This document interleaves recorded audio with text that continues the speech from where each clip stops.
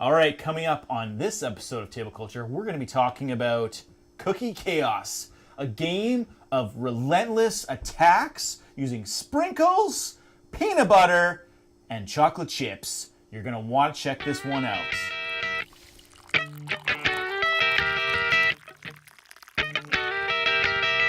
All right, we're back for another episode of Table Culture, the show where we give you recommendations about games you should be playing. Believe it or not, it's been almost 6 months since I've made a video for timotheories. I got married. I also went on a honeymoon, and my wife and I have been renovating this house, which is currently the home of timotheories, but very soon will be a rental property, and so I will no longer be able to do videos here.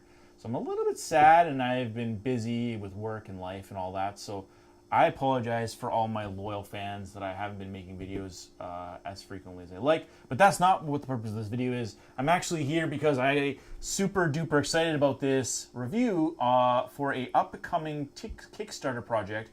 I'm really excited because I'm doing this review for Bill Giorfi and Twyla Mackey, and I apologize, Bill, if I butchered your name because I have a hard to pronounce last name, and it happens to me all the time. They're the masterminds behind Knogyo Enterprises, and this is their first ever game. It's called Cookie Chaos. It is launching in May, so from May 1st to 31st of 2019, their Kickstarter will be launching. I don't know the price of the game, but I were to hazard a guess, I would put it somewhere around the $35 to $45 mark. Apologize if I'm underselling or overselling your game, guys, but it's super fun, so regardless of what it costs, I highly recommend you buy it. This is also going to be followed by another game called Crumbling Chaos.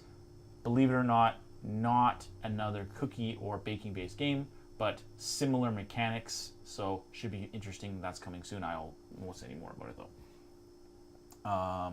That said, Cookie Chaos is a game for 2 to 4 players, average runtime about 35 minutes per play, and it's for as young as 7 years old. I actually played it with my son.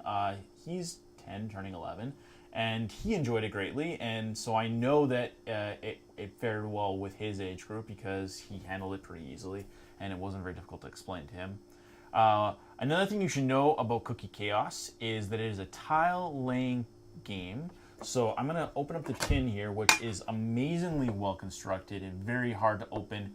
You have to kind of wrench on it if you want to get it open and closed, which is good because it means that the tiles and oven mitts and all this stuff won't fall out, but it's solid and really well constructed. Also, the cookie lid also doubles as part of the game, so when you put your cookie tiles on this and your oven mitts on this, it helps kind of keep things organized. So like I said, it's a tile laying game, so effectively you're playing, you have a choice between 2 tiles at any given time, and you're going to add them to the center of the game, and that is dictated by a tile that has 4 wilds. Now, I should explain some of the mechanics of the game to make it a little more clear. This is the wild start tile, so you're going to put that on the center of your game, and you're going to add cookies to this tile. Once all players have added 1 or more, depending on the number of players, so if you're playing 2, we can both do it twice. If there's 3 of you will do it, and 1 will do it a second time.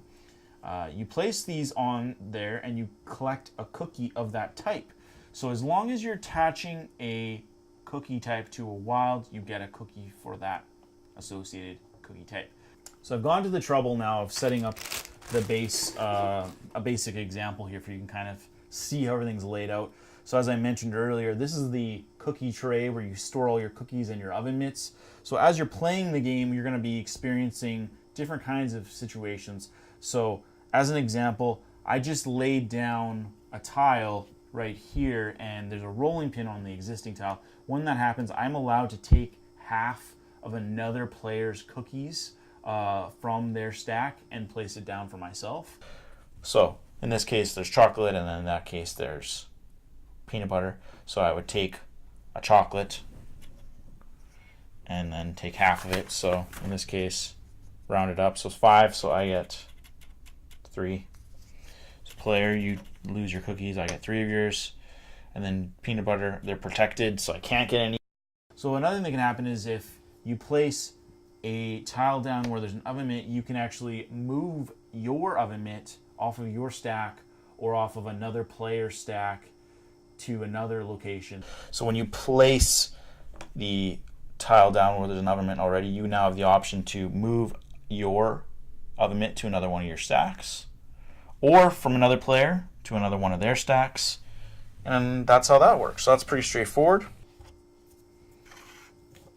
This is known as a crumbling action. So say the player puts down a tile has a crumbled cookie already, so crumbled peanut butter. I put down the other half of that.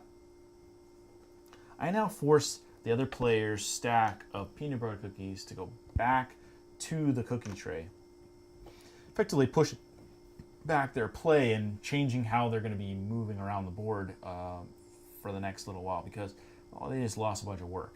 Now, if they had an oven mitt here protecting it and I placed this tile down, it wouldn't allow me to do that from them, but I could do it to another player. So I could take it from this player, force them to put all their peanut butter cookies back, which isn't very nice, but this game isn't always nice. It's sugary and deceptive. You have to have at least 3 cookies in a row, but if you have a combination of crumbled cookies, regular cookies, and wilds, you can get a sugar rush. And once that happens, you get 3 in a row, you get to take an extra turn, which can be pretty powerful, because if you do enough of them in a row, all of a sudden you're laying down like extra tiles, and you're getting extra cookies, and you're stealing other players' cookies, and you're stealing other players' opportunities for cookies, and you're throwing their cookies back into the thing. It's a game changer, really, the sugar rush, in my opinion. But I want to explain the sugar rush. So in this case, I'm placing this tile down, and it's now created a row of 3 or more peanut butter cookies. And it's actually good because I got a wild in here and a crumble. So it doesn't matter what combination you have, as long as there's if there's 3 or more, a sugar rush happens, and that lets you have an extra turn. I think also another one that's pretty powerful, which I haven't shown you yet, I don't have it on hand, is the oven burn. That's on the bottom of this bag, so just bear with me 1 second. I'm going to show you it real quick. So when you get an oven burn, it looks like this tile. If you place it down or have other cookie pieces placed against it, it effectively causes all of the associated cookie types to go back to the start of the game, and they're pushed back into the cookie tray. When a player draws this tile, they can place it anywhere they want where there's open cookie tiles. And when you place it down, it sends back, as I mentioned, all cookies of that type for all players who are unprotected. So in this example, I did this, so we do chocolate chip. So player A would lose all of their chocolate chips, and player B would be protected, but player B has all of their sprinkles exposed, while player A is protected on sprinkles.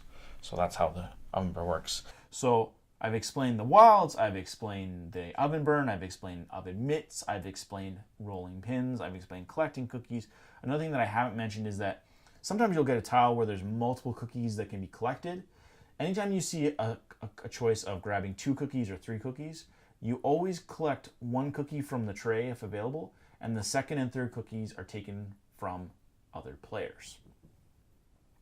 There are some rule variants out there that I haven't explained, but for the purposes of the review, I think I've gone over the kind of flow of the game pretty well. If you like take-that games, you might enjoy Rapture, which I've done a review on with my friend Graham, or you might also enjoy Star Realms. Similar games that kind of have a fun pattern recognition and collecting element to it are Potion Explosion or Sushi Go Party. You might also enjoy Azul, which has a very obvious tile placement association, as does Patchwork and Cottage Garden.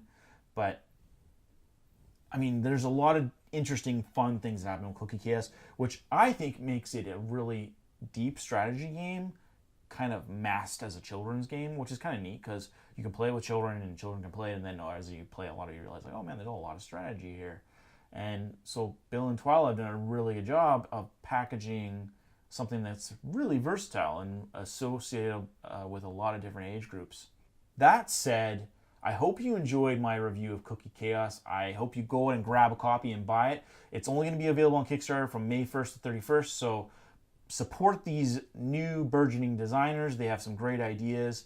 They're from BC, Canadians, so support Canadian stuff if you're Canadian.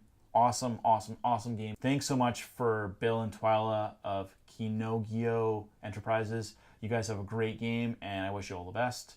And this has been Table Culture. Thanks for watching, and we'll catch you next time.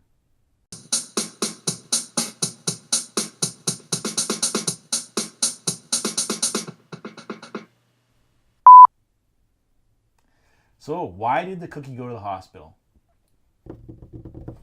Because it was feeling crummy. And that's a dad joke, because I'm a dad now, officially. Well, 6 months ago, but you know what I was saying.